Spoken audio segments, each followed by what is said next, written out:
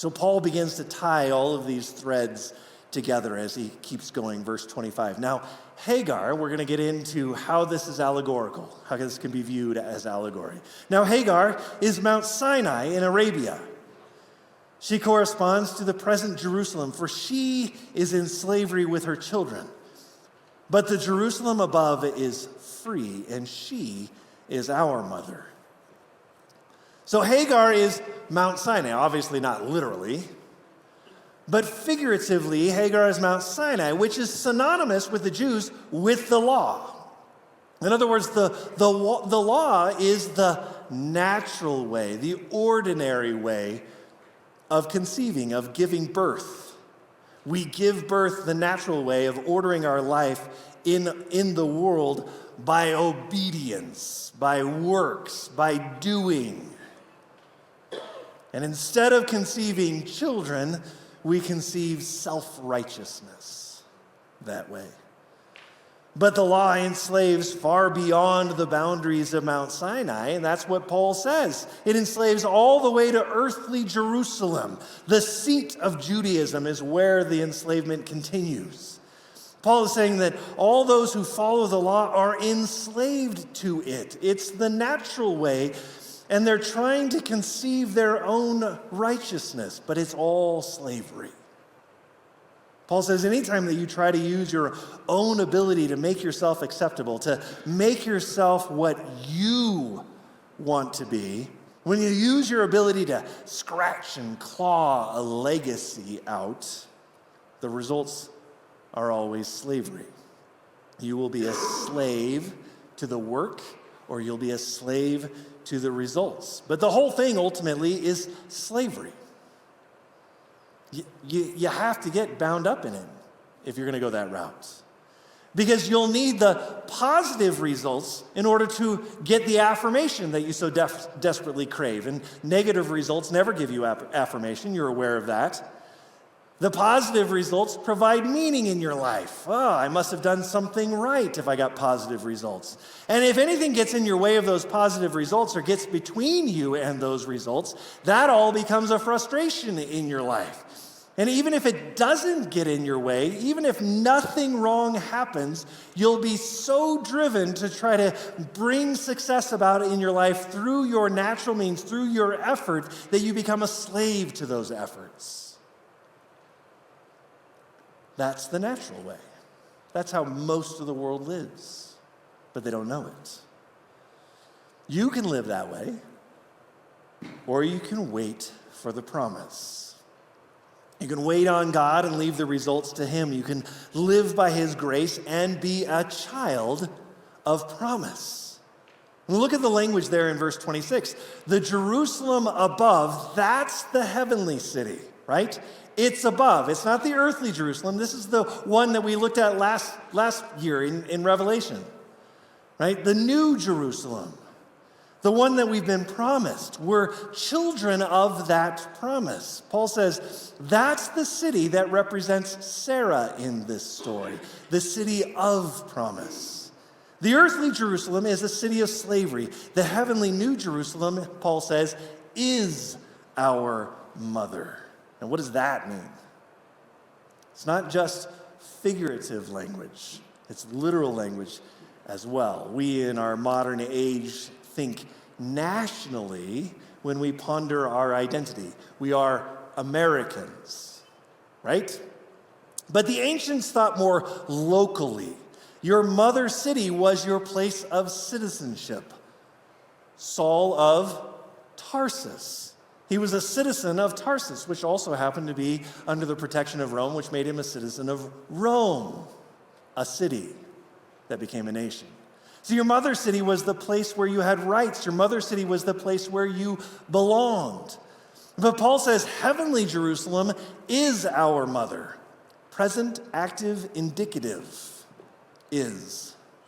She's our mother not only in the future, not will be our mother, is our mother. Right now, we already belong to that city, even though we've never seen it. And what that implies for us is that the future city, the heavenly city, has already given birth. We are the children of that promise. We are already citizens of heaven.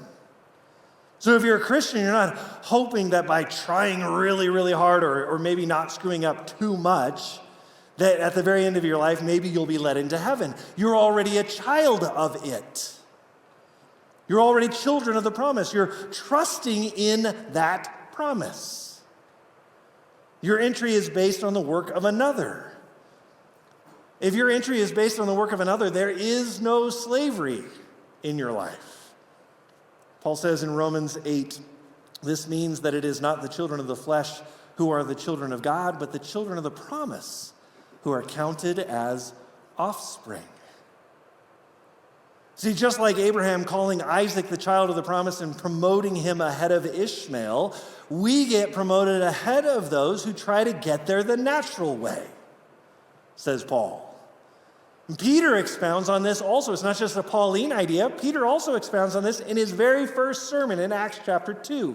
He says this in verse 39, "For the promise is for you and for your children and for all who are far off, everyone whom the Lord our God calls to himself." Anyone who trusts in the promise is accredited the status of the firstborn, says Peter. Even those who are far off. Who would that be? The Gentiles? Sure. But also far off, distant in the timeline as well. You and me. So here's the lesson then in the allegory. If you listen to what those teachers are saying and you try to deal with all of your shame by trying to be moral, by trying to be religious, by trying to do all this stuff, you're nothing but a slave. You've chosen to enslave yourself to that. On the other hand, if you understand what Jesus has done and that what he has done is completely sufficient, then there's nothing to add to it. And you'll be free, and you'll live a free life. You'll work, you'll still do that, but you won't have to work. You'll try to succeed, but you won't have to succeed. You'll try to build a family, but you won't have to have a family. This is true freedom. You won't be a slave to anything. And when you wait on God, the promise will come. Sarah was a woman, and in her culture, by not having a child, she was in shame. And that's the reason why Paul used her as this illustration. She reacted, she tried to manipulate events to her own liking. That's all following the law is doing. It's saying, I'm going to prove that I'm good enough by my own strength. But it ended up bringing more pain and more frustration. Why does the law, following the law, bring us more frustration? Because Paul says no one can do it. It's not possible. When she waited, she experienced more than she could have hoped when she worked on her own plan. So Paul continues his argument as then he quotes Isaiah 54, beginning here in verse 27 of our passage. For it is written, "Rejoice, O barren one who does not bear. Break forth and cry aloud, you who are not in labor. For the children of the desolate one will be more than those of the one who was her husband." And you read that in the first reading and you're just like, huh? That makes no sense. But what you have to do is keep this quotation in its context. The Isaiah quotation has nothing to do with Sarah and Isaac. It's all about the captivity of Israel in Babylon. See, when they were in Babylon, they were desolate. They thought of themselves as desolate. They thought of themselves as being forsaken by their husband, who was God. And what Paul does then is tie together this idea of Sarah and Abraham and what they did to try and work out their own way with what Israel had to go through in their captivity, waiting for God's blessing and Israel's hope of redemption, which ultimately is fulfilled in Jesus Christ. Rejoice when your whole life seems like it's barren As hard as that is to go through, Paul says, rejoice in that, because God is doing something you cannot see, something unexpected and new. And how do we know? Because he's promised to us a future and a home. It's a promise. So you may be stuck in a place where you feel like you don't belong, and all the people around you feel like strangers and enemies, and maybe you've been waiting a long time for God to deliver you out of that. But the blessing of those who are stuck in a place they don't feel like they belong in will be greater than those who work through their own efforts to provide for themselves. It will be. Why? Because they waited on God. Now look at what Scripture says to this subject in Lamentations chapter 3, verse 25. The Lord is good to those who wait for him, to the soul who seeks him. Psalm 37, for the evildoers shall be cut off, but those who wait for the Lord shall inherit the land.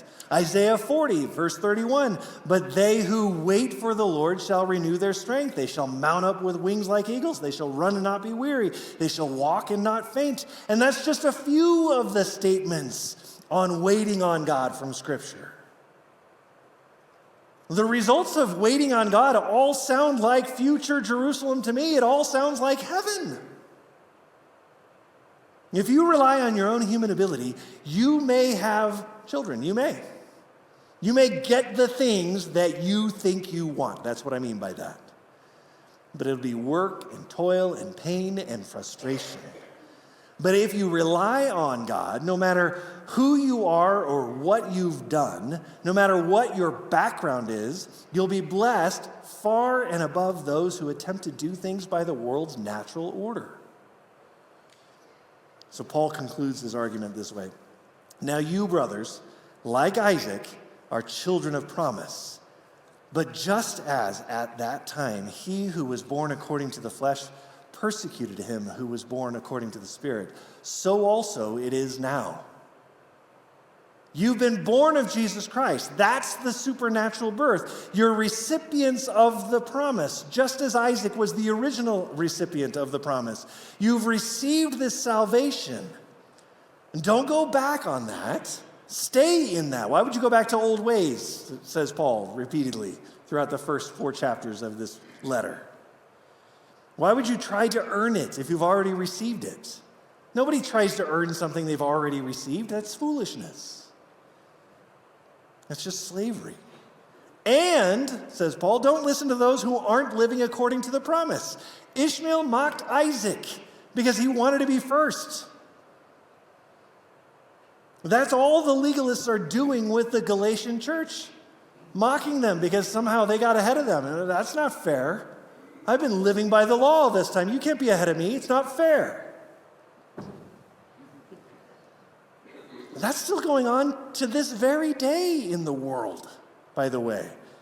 Those who live by grace are always being tested by those who live according to what they do. No, all this is just free. It's free grace. It's too easy. Sorry. Well, what does the Scripture say? Verse 30. Cast out the slave woman and her son, for the son of the slave woman shall not inherit with the son of the free woman. So, brothers, we are not children of the slave, but of the free woman. See, this is kind of the coup de grace of Paul's argument. These people are making you feel like you're less, when in actuality, you are heir. And there's no place for them in the house of God. Those who try to earn their way have no inheritance. There's a fundamental incompatibility between a system based on works and one based solely on faith in the grace of God as presented through the work of Jesus Christ on the cross. So don't follow them. Don't listen to them. I said it earlier, I'll say it again. Look, I do not care what you may have done in your past. You may have been a hitman for the mafia. It doesn't matter. Coming to him and saying, okay, all right, I used to be that way, but now I'm going to live a life that's righteous, or I'm never going to kill any more people, and by that, I'm going to be considered good enough to go into heaven. You will not succeed. Yeah, you won't kill any more people, but so what? You'll just be binding yourself into a different kind of slavery.